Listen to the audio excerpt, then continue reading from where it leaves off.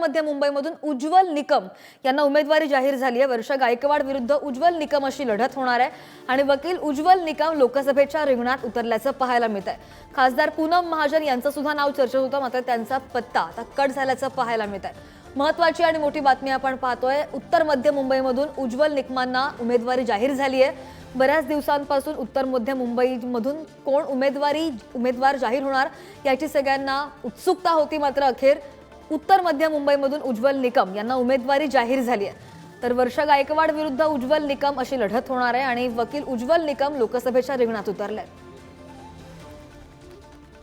अधिकची माहिती घेऊयात, आमचे प्रतिनिधी पंकज दळवी आपल्या सोबत आहेत। पंकज, मोठी बातमी आपण पाहतोय, उत्तर मध्य मुंबईमधून उज्ज्वल निकम यांना उमेदवारी जाहीर झालेली आहे।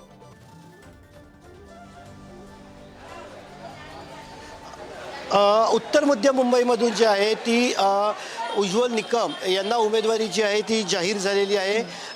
उत्तर मध्य मुंबईतून वर्षा गायकवाड यांना महायुतीतर्फे उमेदवार म्हणून जे आहे ते घोषित करण्यात आलं। त्याच्यानंतर उत्तर मध्य मुंबईतून नक्की निवडणूक कोण लढवणार याविषयी चर्चा जी आहे ती सुरू होती आणि त्याच्यामुळे उज्ज्वल निकम यांचा पर्याय भाजपने जो आहे ते शोधून काढलेला आहे। याच्यावरनं पूनम महाजन या ज्या विद्यमान खासदार आहेत त्यांचा पत्ता कट झाल्याचं अगदी स्पष्ट झालेलं आहे। त्याच्यानंतर आशिष शेलार यांना उमेदवारी मिळणं अपेक्षित होतं, मात्र ती उमेदवारी त्यांना मिळालेली नाही आहे, त्यामुळे किंवा त्यांनी इच्छा नव्हती त्यांनी व्यक्त केलेली आणि त्यामुळेच उज्ज्वल निकम ॲडव्होकेट उज्ज्वल निकम यांचं नाव नक्की झालेलं आहे। नक्कीच पंकज, पण आपण बघतोय वर्षा गायकवाड विरुद्ध निकम अशी लढत होणार आहे। काय आव्हानं असतील आता त्यांच्यासमोर उत्तर मध्य मुंबईमध्ये?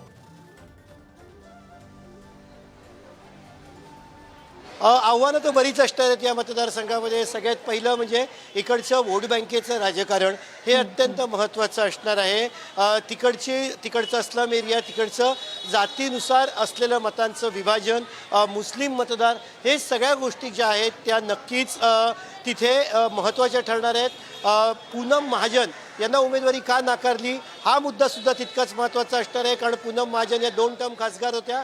2 टर्म खासदार असणाऱ्या व्यक्तीला जर का उमेदवारी नाकारली जाते म्हणजेच पक्षाचा याबाबतचा काही सर्वे होता का, हे मुद्देसुद्धा तिकडे महत्त्वाचे असणार आहेत। पूनम महाजन यांच्याविषयी अँटी इन्कम्पन्सीचं फॅक्टर जे आहे ते मोठ्या प्रमाणात होतं का, हे अत्यंत महत्त्वाचं असणार आहे। नक्कीच पंकज, धन्यवाद दिलेल्या सगळ्या संपूर्ण माहितीसाठी।